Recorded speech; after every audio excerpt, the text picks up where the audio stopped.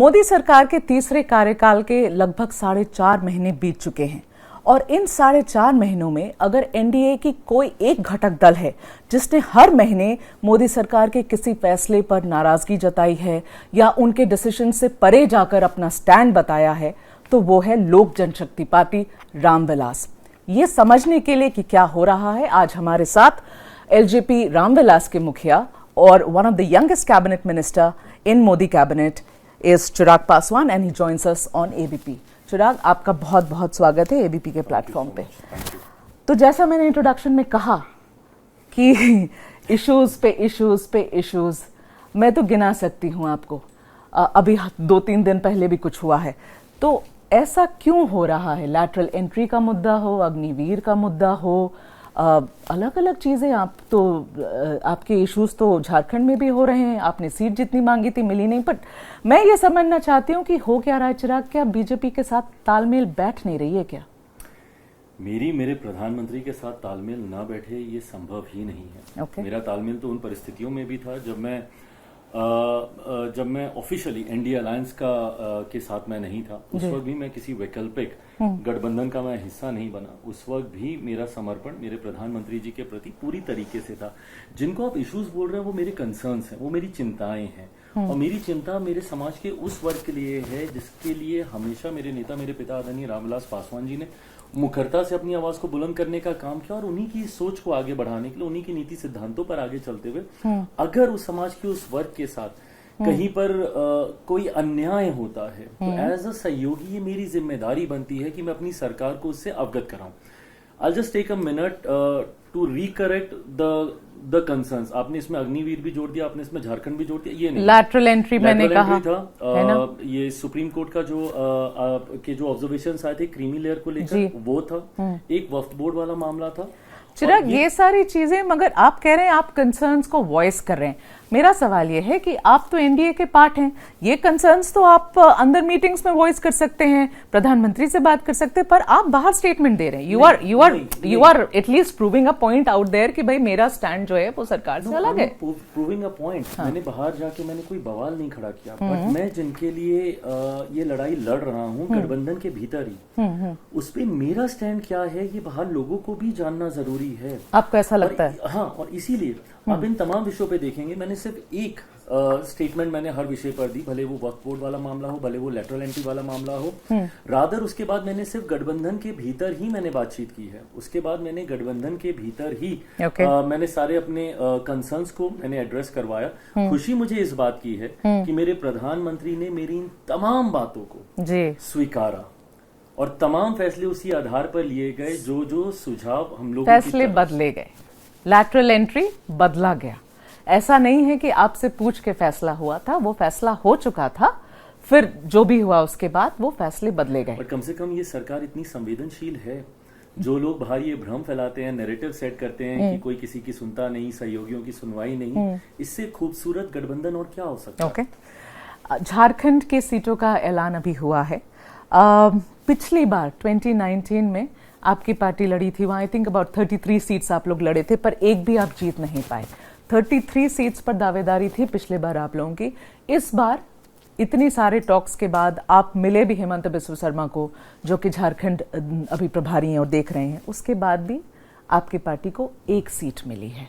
चिराग, आपने कम से कम 4 से 5 मांगी थी, आप लोग के बयान भी हैं, स्टैंड भी है। Are you okay with that? Are you satisfied with one? आप मेरा या मेरे पार्टी के किसी भी अधिकृत व्यक्ति का एक बयान दिखा दें। And good you ask me this question. Let me say this very very clearly and I don't know how to convince you. Okay. But अगर आप spiritual religious हैं तो अगर कोई कसम खा ले और आप उससे मान जाए तो मैं कसम खाने को तैयार हूँ।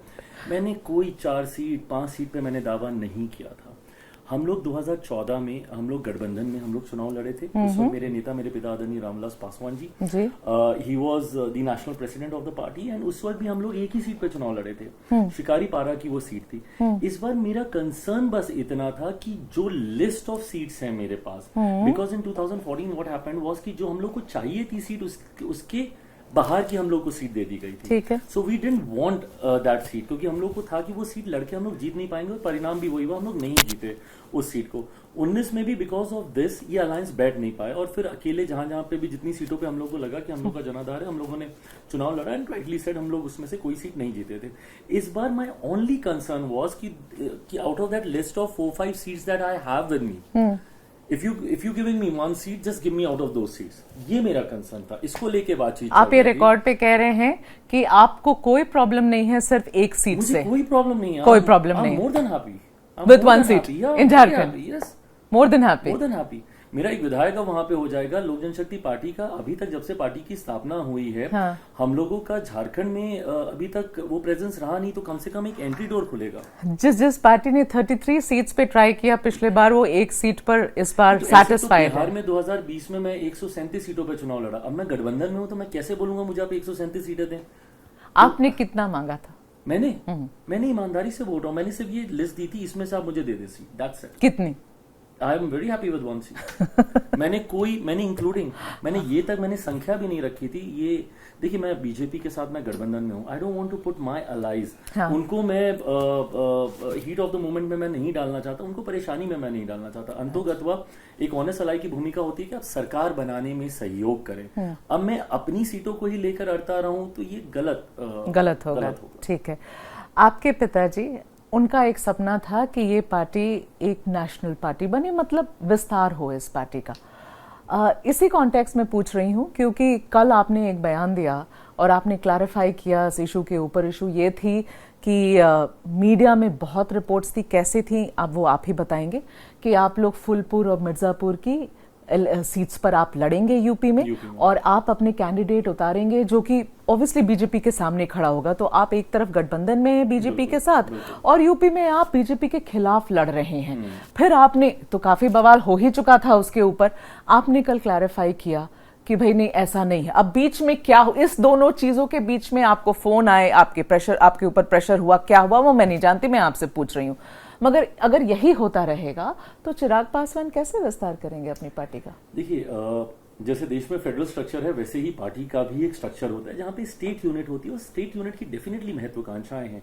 जहां मुझे पूरा देश को देखना है, अपने पार्टी के संगठन को देश के हर राज्य में देखना है, वहां पे उस स्टेट के लिए वही सब कुछ है, उस स्टेट यूनिट के लिए। उत्तर प्रदेश के मेरे जितने भी संगठन के साथी हैं, उनके लिए उत्तर प्रदेश ही सब कुछ है। उनको इस बात से कोई लाभ नुकसान नहीं होने वाला कि झारखंड में हमें सीट मिल गई या हमें बिहार में कितनी मिल रही है। उनके लिए उत्तर प्रदेश मायने रखता है। तो ऐसे में स्टेट यूनिट की महत्वाकांक्षा थी, इसको मैं कतई नकारूंगा नहीं। मेरी स्टेट यूनिट जरूर चाहती थी कि इन उपचुनाव में हम लोग 1-2 सीटों पर हम लोग चुनाव जरूर लड़ेंगे, और उन्होंने चिन्हित करके उसको लेकर उन्होंने इस बातों को रखा भी था। मुझ तक भी ये बातें अधिकृत तौर पर आई थी, पार्टी के केंद्रीय संसदीय बोर्ड के पास भी ये बात आई थी। बट परसों रात जैसे ही मेरे पास ये जानकारी आई, मैंने उसी वक्त मैंने इसको अस्वीकार किया। उत्तर प्रदेश में पार्टी पूरी मजबूती से भारतीय जनता पार्टी के साथ है उपचुनाव में, और उपचुनाव में ये फैसला पार्टी के द्वारा पहले ही ले लिया गया था कि किसी उपचुनाव में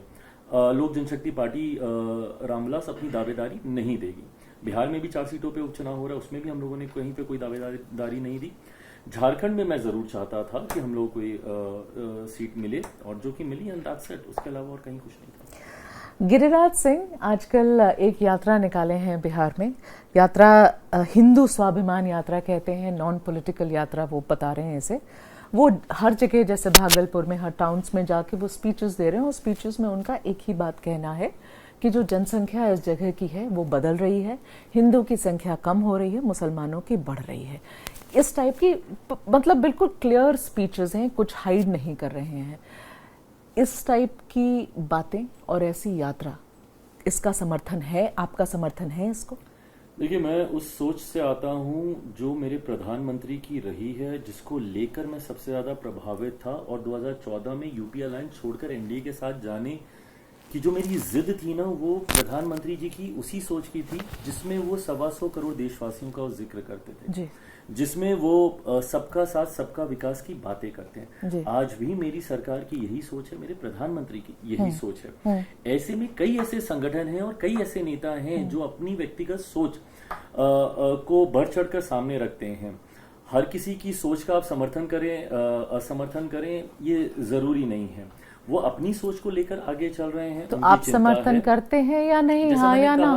कि मेरे लिए उनकी वो यात्रा मायने नहीं रखती है। वो अपनी सोच के साथ वो निकले हैं। ठीक है। मैंने उनके भाषण नहीं सुने, मैंने उनकी बातें नहीं सुनी इस दौरान। But yes, I mean he is taking forward what he believes in. You don't feel compelled to be supporting it? Not at all. Not at all. Okay. ठीक है। आपके एनडीए में अब साथी दल हैं जेडीयू, आपके राज्य के मुख्यमंत्री हैं नीतीश कुमार जी। बहुत सारी अटकलें लगाई जा रही, lots of doubts on his health, कि अब वो हेल्थ उनकी डेटोरिएट हो रही। बहुत लोग कहते हैं बाहर निकलते भी नहीं है, लोगों को मिलते भी नहीं हैं। मैं ये आपसे जानना चाहती हूँ, और लोग ये भी कह रहे हैं कि अगला चुनाव शायद लड़ पाएं, नहीं लड़ पाएं।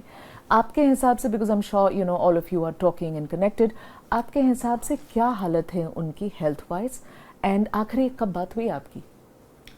मेरी बात नहीं, मेरी मुलाकात हुई थी लगभग, I think it's what 15-20 days back. I met him in Patna. And होता क्या है ना, जब किसी को कुछ मिलता नहीं है ना, तो सिर्फ एक नैरेटिव सेट करने का प्रयास किया जाता है। और विपक्ष ना, which I don't like in politics, आप सकारात्मक की बजाय आप नकारात्मक राजनीति करते हैं। आप अपनी लकीर को इतना बड़ा कीजिए ना, पर वो अपनी लकीर को बड़ा करने की बजाय दूसरे की लकीर को काटने मिटाने का प्रयास करते रहते हैं। जो लोकसभा में भी किया, कभी आरक्षण को लेकर झूठ फैलाना, कभी संविधान को लेकर झूठ फैलाना।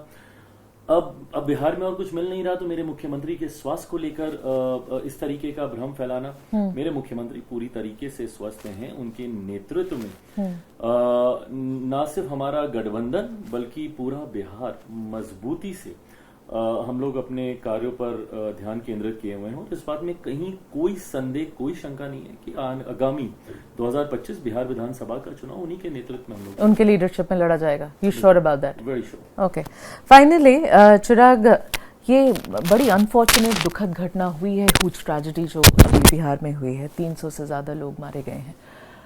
मेरा सवाल ये है कि पिछले 9 सालों में नीतीश कुमार जी ही मुख्यमंत्री रहे हैं इन सारे समय में। ये 28वीं बार है, 28th टाइम कि ऐसी ट्रेजेडी हो रही है, बार बार हर बार हो रही है, रुक नहीं रही है। क्या सरकार की कोई अकाउंटेबिलिटी है या नहीं है? यहाँ तो शराबबंदी है, तब भी ये पॉइजनस शराब की तस्करी हो रही है, वहाँ पर people are dying, nothing is being done. आप किसी पर आप सब शोक जताते हैं, मगर शोक जताने से क्या वो लोग वापस तो नहीं आ जाएंगे ना? नहीं, बिल्कुल सही बात है। और ये जवाबदेही बनती है, ये जवाबदेही सरकार की ही बनती है। ये फैसला सरकार के द्वारा ही लिया गया था। एंड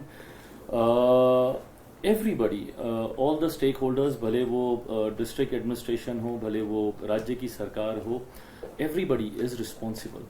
और ये जिम्मेदारी सबकी बनती है कलेक्टिवली टू मेक श्योर कि भविष्य में ऐसी घटना दोबारा ना घटे। भविष्य आप कह रहे हैं चिराग, 28 टाइम्स में क्या भविष्य हम बात कर रहे हैं? 9 साल। I do understand, but then when you talk about a state which is as large as having 13 crore of us, वहां पे मैं मानता हूं ये एक्सक्यूज नहीं हो सकता। इसीलिए मेरे मुख्यमंत्री ने भी इस बार इसको बहुत गंभीरता से लेते हुए एसआईटी गठित की है। इस बार अरेस्ट हुए हैं जो मुख्य इसका person who was involved in this, he is been arrested. And regular छापेमारी वहां पे चल रही है इस बात को सुनिश्चित करने के लिए कि ना तो ऐसी चीजों को का इंपोर्ट हो, इस तरीके की पदार्थों का, और ना ही उसके निर्माण कार्य में मुख्यमंत्री की जवाबदेही बनती है या नहीं बनती है आपके हिसाब से? आप बताएं। मैंने कहा सबकी जवाबदेही बनती है, पूरी सरकार की जवाबदेही बनती है। Right. All right, Chirag, thank you for your time. Thank you so much. Thank you. For exclusive and insightful videos, subscribe to our new channel, ABP Live Premium.